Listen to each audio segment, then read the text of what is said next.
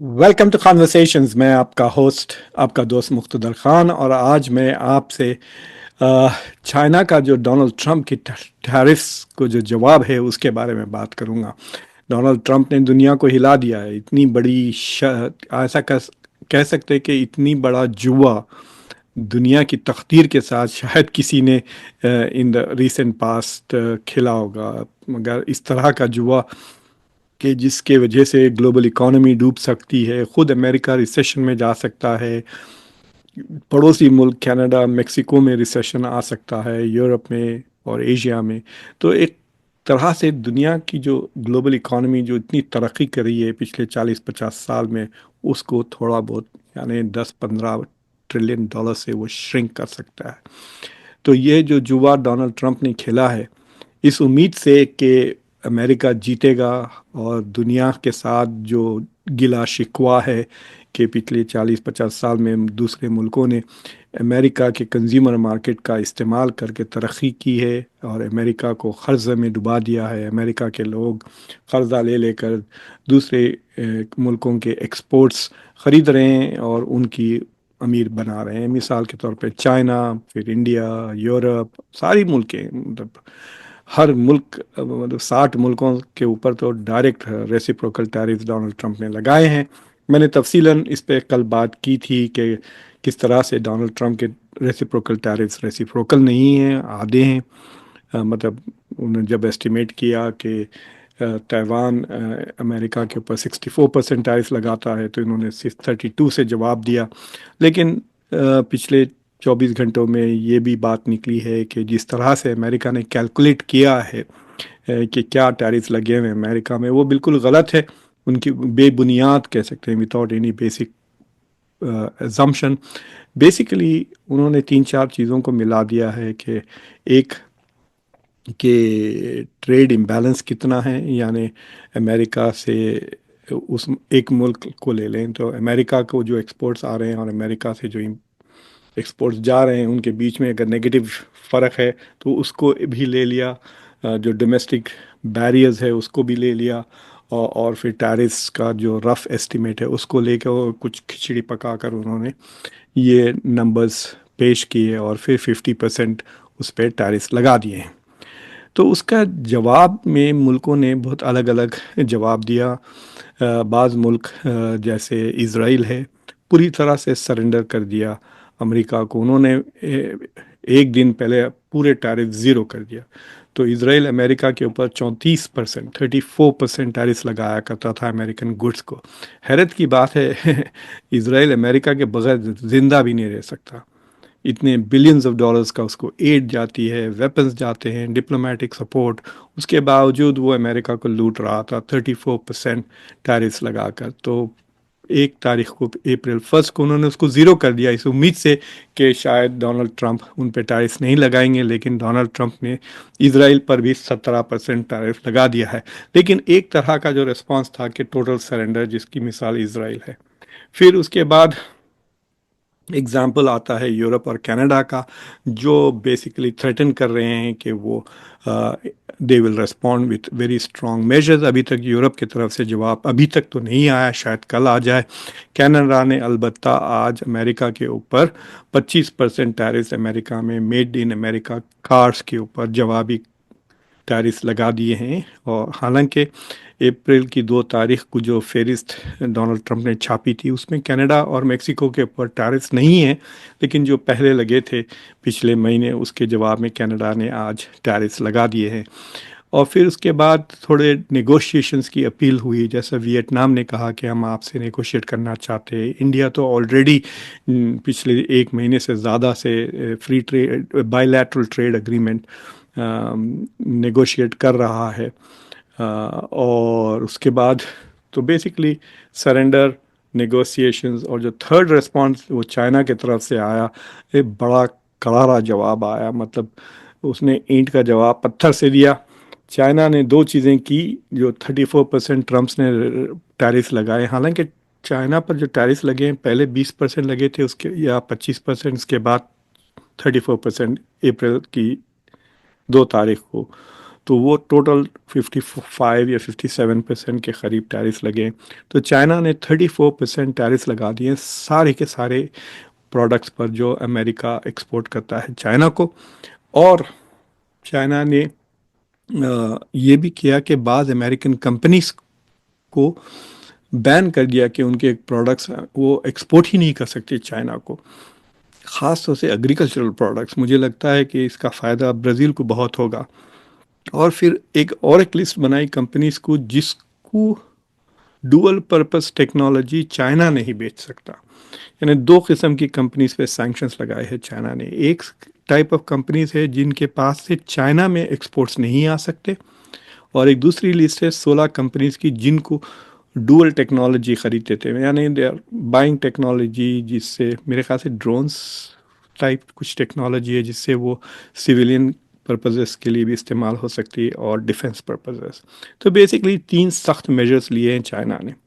तो चलें इनके बारे में बात करते हैं और इनका क्या असर हुआ अमेरिका पे और ग्लोबल इकोनॉमी पे। लेकिन उससे पहले कॉन्वर्सेशंस को ज़रूर सब्सक्राइब करें, इस वीडियो को लाइक करें और बेल आइकॉन ज़रूर दबाएं और इस वीडियो को दूसरों के साथ ज़रूर शेयर करें। तो इसका असर ये इतना भयानक हुआ है कि अमेरिका, देखिए जब डोनाल्ड ट्रंप ने टैरिफ्स अनाउंस किए थे अप्रैल की 2 तारीख को, तो 3 तारीख को जो मार्केट क्रैश हुआ तकरीबन नैस्डैक 1700 पॉइंट से कम हुआ, और नैस्डैक डाउ जोन्स इंडेक्स और नैस्डैक भी दोनों। तो अमेरिका में तकरीबन कहते हैं कि 2 से लेके 2.5 ट्रिलियन डॉलर की दौलत हवा में उड़ गई क्रैश में। 2.5 ट्रिलियन डॉलर्स का नुकसान हुआ अप्रैल 3 में तो द स्टॉक मार्केट। तो 1700 पॉइंट्स डाउ जोन्स इंडेक्स पे वो गिरा। फिर उसके बाद जब चाइना ने टैरिफ लगाए आज सुबह 6 बजे, तो उससे जो मार्केट गिरी है 2230 पॉइंट्स, 2231 पॉइंट्स से डाउ जोन मार्केट नीचे गिरी है 5.5% एक ही दिन में। तो टोटली पिछले 48 घंटे में अमेरिकन स्टॉक मार्केट पे 5 ट्रिलियन डॉलर का घाटा हुआ है। सोचिए आप, इंडिया की टोटल जीडीपी से ज़्यादा घाटा 2 दिन में हो गया है डोनाल्ड ट्रंप की टैरिफ्स की वजह से और रिटेलिएशन की वजह से। देखिए जो फिलॉसफी है इसकी, ये टैरिफ्स इतनी हाई लेवल की टैरिफ से किसी तरह से भी किसी का फ़ायदा नहीं होगा। तो ट्रंप इज़ बेसिकली इसको एज ए नेगोशिएटिंग, जैसे इंडिया में नहीं कहते वरना वरना वरना की बात कर रहे हैं। आप ये करें वरना मैं टैरिफ लगा दूंगा, आप ये करें वरना मैं टैरिफ लगा दूंगा। तो ऐसा धमकी की तरह वो यूज़ करना चाह रहे हैं। बेसिकली वो चाहते हैं कि 10% बेसिक मिनिमम टैरिफ्स हर मुल्क के ऊपर हर प्रोडक्ट पे लगा दें, ताकि इट हेल्प्स प्रमोट अमेरिका का री इंडस्ट्रियलाइजेशन। अल्टीमेटली उनका गोल है कि मैन्युफैक्चरिंग अमेरिका में आ जाए, मैन्युफैक्चरिंग जॉब्स अमेरिका में आ जाए, और मोस्ट इम्पॉर्टेंटली जो नेशनल सिक्योरिटी से ताल्लुक़ रखता है वो सारी चीज़ें अमेरिका में ही बनना चाहिए, whether they are semiconductors या हवाई जहाज़ के पार्ट्स हो, एल्यूमिनियम हो, स्टील हो।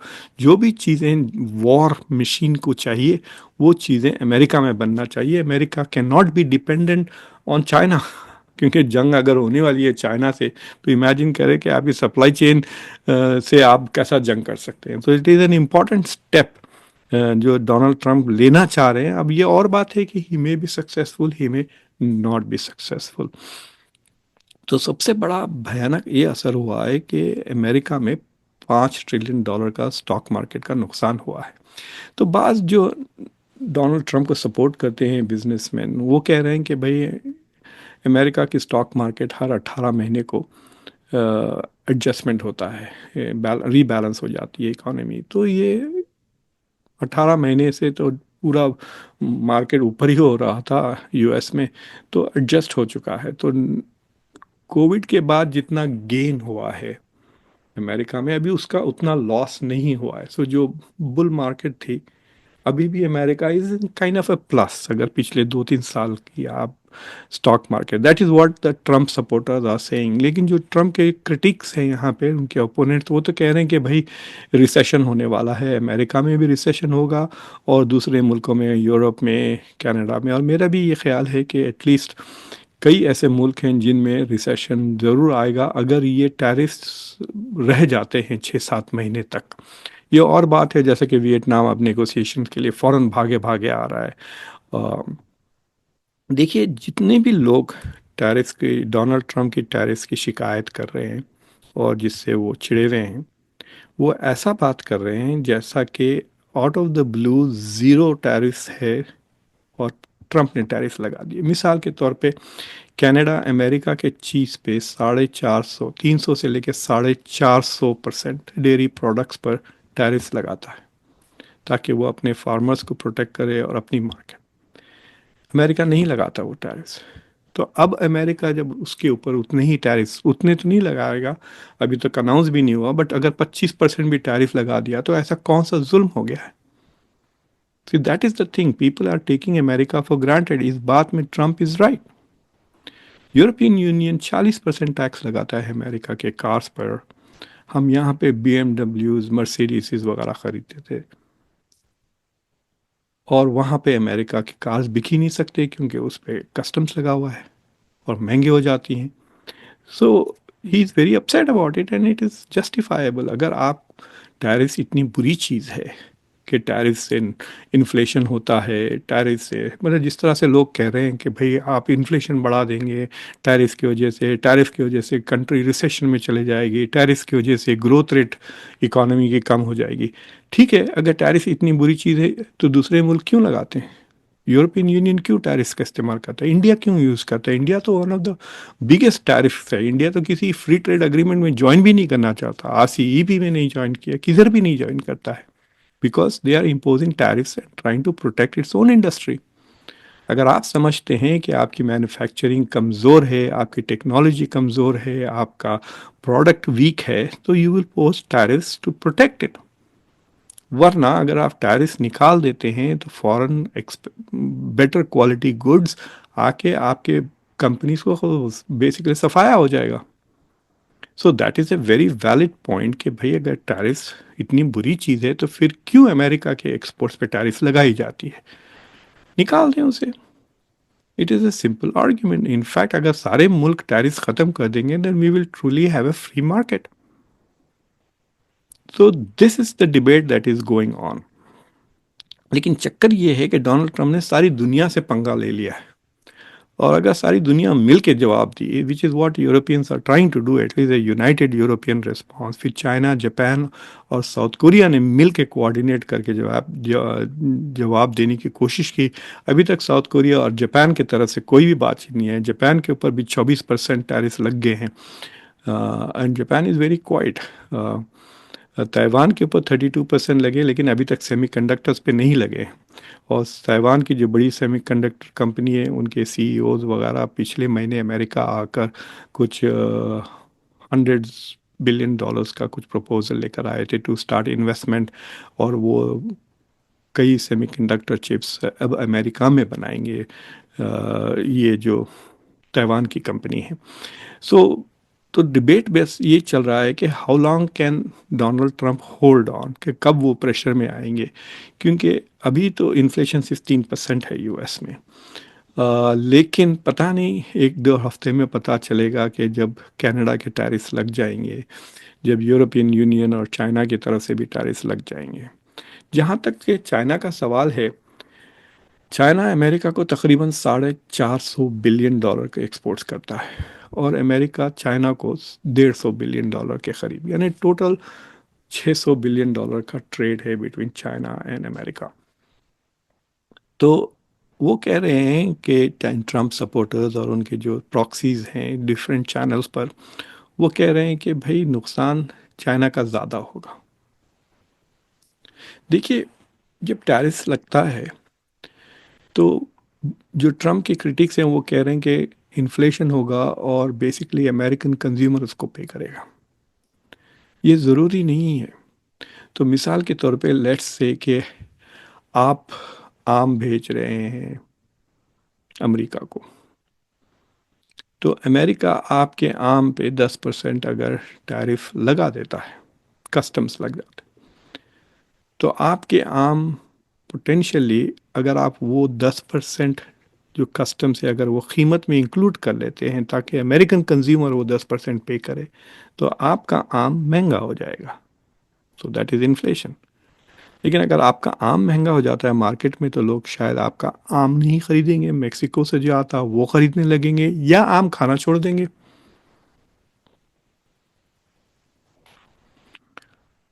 तो व्हाट विल यू डू? क्या आप बंद कर देंगे एक्सपोर्ट करना? तो उसमें ये होता है कि आप ये कहते हैं कि ठीक है, ऐसा करते हैं कि मैं जो है सो 4% कीमत मैं कम कर देता हूँ, यानी नुकसान मैं उठा लेता हूँ एज एन एक्सपोर्टर। तो आपका जो पार्टनर है जो अमेरिका में इंपोर्ट कर रहा है, वो कहता है ठीक है, मैं भी 4% इसको एब्जॉर्ब कर लेता हूँ एज ए लॉस, और कंज्यूमर को 2% उस पर दे दें या 3%। तो इस तरह से कि जितना टैरिफ लग रहा है पूरा का पूरा, वो सारा टैरिफ ज़रूरी नहीं है कि वो कंज्यूमर को जाए, लेकिन जो 10% टैरिफ लग जाता है वो एज रेवेन्यू सरकार को तो मिल जाएगी ना, अमेरिकन गवर्नमेंट को। तो डोनाल्ड ट्रंप कह रहे हैं कि ठीक है, स्टॉक मार्केट $5 ट्रिलियन से गिरा, it will readjust and come back, क्योंकि अब कई अच्छे स्टॉक्स की कीमतें कम हो गई, this is also a good time to invest. तो लेकिन सरकार को, अमेरिकन गवर्नमेंट को 5-6 ट्रिलियन कह रहे हूँ, वो ऑलरेडी उतना रेवेन्यू टैरिफ के थ्रू जनरेट हो जाएगा। देखिए, डोनाल्ड ट्रंप दो चीज़ें करना चाह रहे हैं। एक, कि उनकी जो कंस्टिट्यूएंसी है, जो अमेरिका की रेड स्टेट्स यानी रूरल बैकग्राउंड्स हैं, वहाँ पे वापस फैक्ट्रीज और मैन्युफैक्चरिंग लाना चाह रहे हैं, एक नेशनल सिक्योरिटी की वजह से, और दूसरा टू ब्रिंग जॉब्स। और दूसरी चीज़ वो चाह रहे हैं कि जो अमीर लोग हैं, बिलियनर्स हैं, उन जैसे उनके जैसे लोगों के लिए उनको 4 ट्रिलियन या $4.5 ट्रिलियन का वो टैक्स कट्स करना चाह रहे हैं। लेकिन टैक्स कट करेंगे तो प्रोग्राम्स कम कम कट करना पड़ता। तो ही वांट्स टू रेज, यानी जो टैक्सेस से जो पैसे आ रहे हैं, वो टैक्स कम करके वो पैसे चले जाएंगे, उसका जो रिप्लेसमेंट है वो टैरिफ्स के थ्रू लेकर आ रहे हैं। तो ही इज थिंकिंग कि instead of taxing American, I will tax foreigners, because he sees tariff as a foreigner. वो समझते हैं टैरिफ सिर्फ बाहर वाले पे करेंगे। बट जैसा मैंने आपको मिसाल दिया, आप ही की companies will absorb some of the tariffs, जिससे उनका प्रॉफिट्स कम होगा, जिससे वो टैक्स कम देंगे। So it's a very complicated, मतलब यूं कहिए कि चक्कर के अंदर चक्कर बिल्कुल it's like wheels with in wheels है, कॉम्प्लिकेशंस। और जब तक फाइनली नंबर्स सेटल नहीं होते, क्योंकि टैरिफ की वजह से गुड्स के प्राइसिंग में बहुत फ़र्क आ जाएगा, जिसकी वजह से डिमांड पे असर पड़ेगा। तो इट विल टेक प्रॉब्ली, अगर वंस टैरिफ फिक्स हो जाते हैं उसके बाद, अभी तो टोटल केओस है, कभी हो रहा है कभी नहीं हो रहा है, लेकिन लेट्स से कि once we know what the tariffs are, तो उसके 4-5 महीने के बाद द डिमांड सप्लाई बैलेंस आ जाएगा, और उसके बाद we will see whether there is still growth in the economy, global economy में ग्रोथ हो रही है या श्रिंकेज हो रहा है या रिसेशन हो रहा है, क्या इन्फ्लेशन बढ़ रहा है। All of those things will become very clear once ये टैरिफ्स की जो रेट्स हैं वो स्टेबलाइज हो जाते हैं। तो that is what is happening right now. But it is an interesting thing कि चाइना ने रिटेलिएट करने का डिसीजन लिया, ना कि नेगोशिएट करने का। So it's a different style of negotiations. China ने पहले जवाबी कार्रवाई की, उसके बाद शायद नेगोशिएशंस करेंगे, और वो नेगोशिएशंस होंगे टिकटॉक की कॉन्टेक्स्ट में। तो क्योंकि अब टाइम ख़त्म हो रहा है, टिकटॉक का बैन आने वाला है। अगर बेसिकली अमेरिकन कोर्ट्स ने कहा है कि लॉ के या तो टिकटॉक को अमेरिका में किसी को भेज दें या उसे बैन कर दें। तो टिकटॉक की जो सबसे इम्पॉर्टेंट चीज़ है, दो चीज़ें आर वेरी इम्पॉर्टेंट। एक, कि तकरीबन 1.5 बिलियन उसके यूज़र्स हैं दुनिया में। दुनिया का पॉपुलेशन 8 है, तो उसमें से 1.5 सब्सक्राइबर्स हैं टिकटॉक के, और यूज़र्स कह सकते हैं आप। दूसरी चीज़ ये है कि उसका जो एल्गोरिथम है बहुत यूनिक है। तो चाइना ने कहा कि भाई आप टिकटॉक को बेच सकते हैं लेकिन उसका एल्गोरिथम नहीं बेच सकते, बिकॉज दैट इज़ टेक्नोलॉजी। तो अमेरिका अगर उसका एल्गोरिथम नहीं बेचेगा तो कोई ख़रीदेगा नहीं।